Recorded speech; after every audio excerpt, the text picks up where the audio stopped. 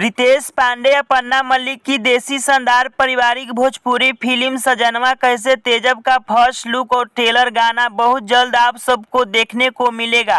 इस movie का नाम है सजनवा कैसे तेजब। इस मूवी में गीत दिए हैं शेखर मधुर, संगीत दिए हैं साजन मिश्रा, निर्माता संजय यादव और आशीष कुमार। काफी ज्यादा हाई लेवल क्वालिटी का मूवी होने वाला है। भोजपुरिया फैंस को यह मूवी काफी ज्यादा पसंद आने वाला है। पूरा परिवार के साथ इस मूवी को आप लोग देख सकते हैं। सजनवा कैसे तेजब इस मूवी में नजर आने वाला है रितेश पांडे और पन्ना मल्लिक, और भी काफी लोग, ढेर सारे आर्टिस्ट काम किए हैं इस मूवी में। आप लोगों को यह मूवी काफी ज्यादा पसंद आने वाला है। मारधार एक्शन से भरपूर इस मूवी में आप लोगों को देखने को मिलेगा।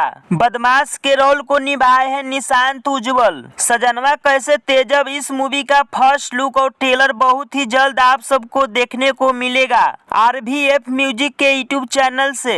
आप लोग रितेश पांडे या पन्ना मल्लिक का फैन है तो इस ट्रेलर को आप लोग जरूर देखिएगा। इस वीडियो को दबाकर शेयर करें।